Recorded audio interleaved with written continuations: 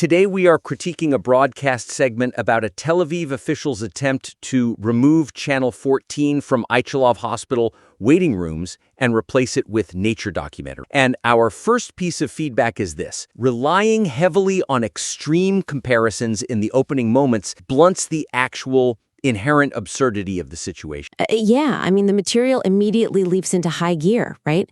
It declares in the very first breath that democracy is in danger. Right. And it introduces the hospital's action as like the new North Korea. Exactly.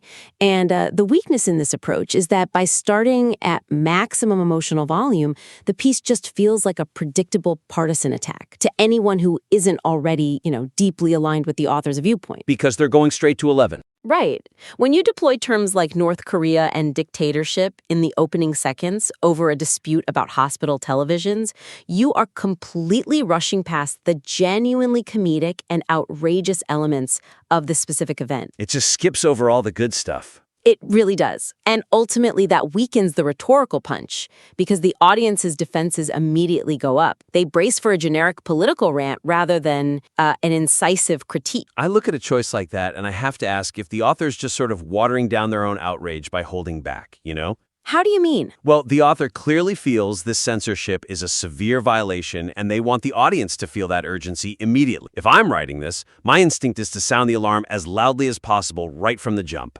Oh, this is a completely natural instinct. But think about how an alarm actually functions in the real world. Okay. If a car alarm goes off every time a stray leaf touches the windshield, people eventually just stop looking out the window to see if a thief is actually there. Right. It just becomes background noise. Exactly. The warning loses all its meaning because the volume is permanently stuck at maximum. So the suggestion here is to restructure the emotional escalation entirely. So how do they do that? Well, lean heavily into satire and the sheer, magnificent irony of the situation to do the heavy lifting before dropping those heavyweight political labels. Let the facts of the event speak for themselves first, because the facts are inherently ridiculous. It reminds me of a structural problem you see in filmmaking, actually. Oh yeah? Like what? Well, if you lead with extreme hyperbole, I have to assume you're giving your opponent an easy out. It feels akin to a horror movie that shows the monster in full lighting in the very first frame. Yes, you hit the nail on the head. By revealing the ultimate threat immediately, you remove all the suspense,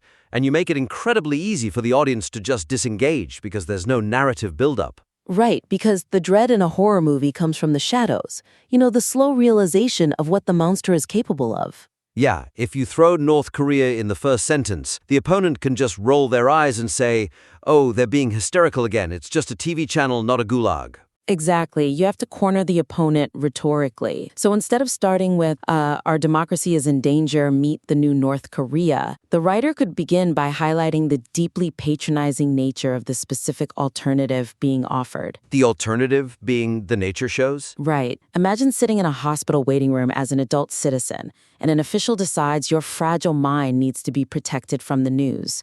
So you are officially prescribed a continuous loop of gazelles on National Geographic. Oh, wow. That paints a remarkably vivid picture. It highlights the paternalism without needing to explicitly shout that it's paternalist, Yeah, it lets the reader do the math. And when they figure it out themselves, it's so much more effective. Korea comparison for the climax of the piece, where it actually feels earned as a culmination of the absurdity you've just spent time illustrating. Building it up step by step. Precisely. You slowly turn up the heat so that by the time you say the word dictatorship, the audience is already nodding in agreement rather than rolling their eyes in skepticism. Okay, so if we successfully delay the North Korea hyperbole, that forces the writer into a slightly uncomfortable position, right? How so?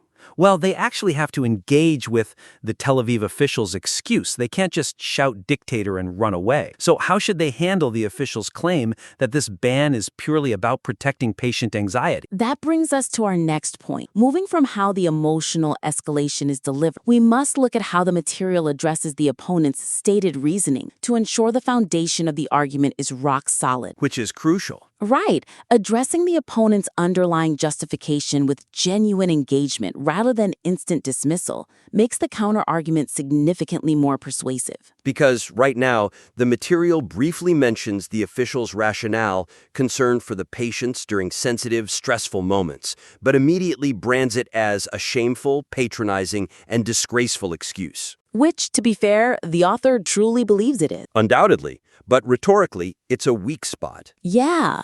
The core weakness here is that the text dismisses the opponent's premise far too quickly without pausing to dissect why it actually fails. Just slapping a label on it. Exactly. When a writer simply slaps a label like shameful excuse onto the opponent's stated motive and moves on, it signals to the reader that the author is either unwilling or unable to grapple with the actual logic being presented. It just assumes bad faith from the jump. And while that bad faith might be true in reality, rhetorically it leaves a massive gap. The modern audience is highly skeptical. They don't just want to be told an argument is bad. They want to see you dismantle it piece by piece. I get the concept of engaging the opponent's argument, but I'd be terrified to try it here. Really? Why? Well, if I'm the writer, and I admit out loud that, yes, the hospital is a highly stressful environment, haven't I just handed the official a massive victory? How do I validate their premise without accidentally endorsing their ban on the news? That is the exact tightrope the author has to walk. And the way across is through a technique called steelman. Okay, steelman. Walk us through that. Instead of attacking a weak, cartoonish version of the opponent's argument, a straw man, you build up the strongest possible version of their basic premise. Wait, you actively make their argument stronger? Yes, you do this to create a much sharper, more devastating contrast when you ultimately tear down their proposed solution. Oh, I see. To see what that looks like on the page, the author could explicitly acknowledge the reality of the hospital setting before introducing the critique. Like granting them the fact that hospitals are tough places? Right. They could write, "It's undeniably true that hospitals are high-stress environments where people are incredibly vulnerable and anxious. No one disputes that patients need a calm environment." But you're stopping right at the edge of the cliff there. You grant them the setting, the stressful hospital, but you haven't granted them the right to turn off the TV yet. Precisely. Once you have established that shared reality with your reader, you pivot sharply. What does the pivot look like? You follow it up with, "But the cure for civic anxiety isn't treating grown adults like toddlers who require a mandated timeout with nature documentaries." Oh, that's good. That hits hard. It demonstrates to the reader that the author sees the whole board. They aren't just reacting blindly or aggressively. They have considered the opponent's point, weighed it, and found the solution lacking, not the initial observation of the environment. It's like trying to win a title fight by shadowbox. Shadowboxing? Ignoring the opponent's best point, or simply calling it a shameful excuse without engaging it, means you are throwing punches in the air while the opponent is standing across the ring. That's a great way to look at it. If the writer doesn't take a swing at the actual substantive argument the opponent is making, in this case patient anxiety, the audience never gets to see the true strength of the writer's position. Shadowboxing is exactly what it looks like to an undecided listener. If you only attack a caricature of the opponent's argument, you haven't actually proven your own strength. You're just fighting a ghost. Right. By steelmanning, by stepping into the center of the ring and taking their best punch, hospitals are stressed, and then delivering your counterpunch, stress does not justify state-sponsored infantilization. You win the exchange decisively. You show the audience that your philosophy is robust enough to survive contact with the opponent's best intention. And practically speaking, it strips the opponent of their primary defense. Because if you've already openly acknowledged that patients are stressed, they can't retreat to that talking point when criticized. Exactly. You force them to defend the absurdity of the nature documentaries rather than allowing them to hide behind the universal sympathy we all have for sick patients. It corners them. You dismantle their shield before they even try to raise it. You really do.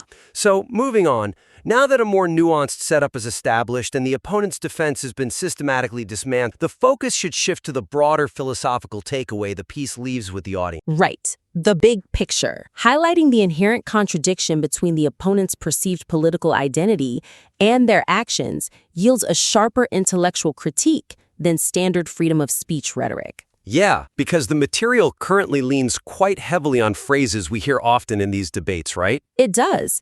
It talks about silencing mouths, dictating what to consume, and ensuring people aren't exposed to opinions that haven't passed censorship. It's a very classic, straightforward anti-censorship framing. Exactly. And while those points are valid, they miss the opportunity to highlight the specific, delicious irony of the situation, leaving the argument feeling a bit generic. I have to admit, When reading the original draft's heavy focus on "we are being silenced," I actually felt exhausted. Exhausted? How so? It made me feel small as a reader. Why does the standard anti-censorship rant, even when it's entirely justified by the facts, feel so disempowering to read? Because those phrases, censorship and silencing, have been used so frequently in modern discourse that they've almost lost their texture.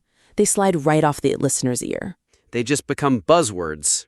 Yeah, but deeper than that, it's about the subconscious psychological payload you are delivering. Okay, unpack that. When you repeatedly tell your audience we are being silenced, we are being censored, the underlying message is we are weak, they are strong, and they are doing things to us. Oh, I see. It frames you as a victim. Exactly. While it might generate short-term outrage, it fundamentally relies on a victim framework. It asks the audience to feel aggrieved. And grievance requires so much energy for an audience to sustain over time. Nobody wants to feel like they are permanently on the losing team, constantly begging the authorities for fairness. They really don't. The alternative is to pivot the core framing away from a simple censorship narrative. So what should they focus on instead? Instead, the author should focus almost entirely on the hypocrisy of entities that claim to champion liberalism and pluralism, yet act as absolute moral arbiters the moment they have control over a television remote. Oh, turning it back on them. Right. What happens when you point and laugh at the so-called pluralist who is terrified of a news broadcast and wants to force everyone to watch gazelles? Suddenly, you are not a victim. Exactly. You are an observer pointing out the absurdity of the emperor having no clothes. Does shifting the focus to the opponent's hypocrisy put the speaker back into a position of intellectual power and authority? 100%. Mocking an opponent's ideological contradictions requires that intellectual authority. You're shifting from a defensive posture to an offensive, analytical one. The author is no longer a victim complaining to the manager. The author is the intellectual authority passing judgment on a hypocrite. It tells the audience we aren't afraid of them silencing us. We are amused and appalled by how thoroughly they have abandoned their own stated principles. Which is a much stronger place to argue from. The source material actually hints at this, which is great.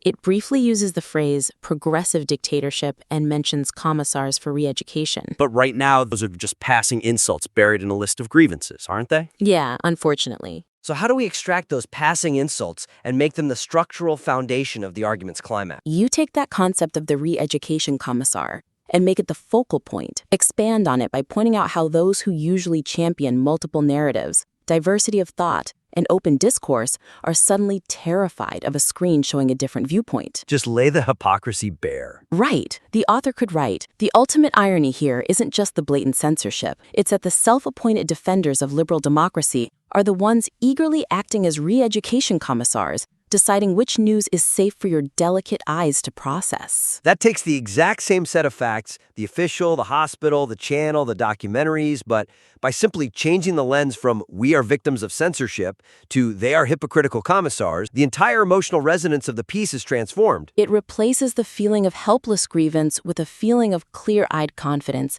You aren't just complaining about a rule, you are dismantling the moral authority of the person who made the rule. And that is ultimately what the audience wants. They want a guide who can look at a chaotic, frustrating situation and extract the deepest truth from it. And the deepest truth here isn't that censorship is bad, we all know that. Exactly. The deepest truth is that the people who claim to hate censorship the most are often the first to utilize it when they think it's for our own good. Highlighting that specific irony turns a standard political complaint into a memorable, stinging piece of cultural commentary. It elevates the whole piece from a temporary reaction to a permanent insight. Well, that is incredibly powerful. Let's briefly recap our 3 actionable takeaways for this material. Sounds good? First, delay extreme comparisons to build effective satire. You want to use the inherently ridiculous facts of the event to do the heavy lifting early on, right? Yeah, save North Korea for later. Second, steelman the opponent's argument by genuinely acknowledging their premise, like the stress of a hospital environment, to make your subsequent counterstrike significantly stronger. Exactly. Don't just shadow box. And third, focus on the hypocrisy of the opponent's actions, claiming intellectual authority rather than relying on generic, victim-framed censorship claims. Pivot away from just being silenced. Exact. We invite the author and all our listeners to apply these structural and rhetorical shifts to their own work. Revise your material, experiment with these frameworks, and submit your updated work back to us for future feedback. Keep refining it. Because in the end, if you don't adjust your pacing, engage your opponent's strongest points, and claim intellectual authority, your argument will just become background noise.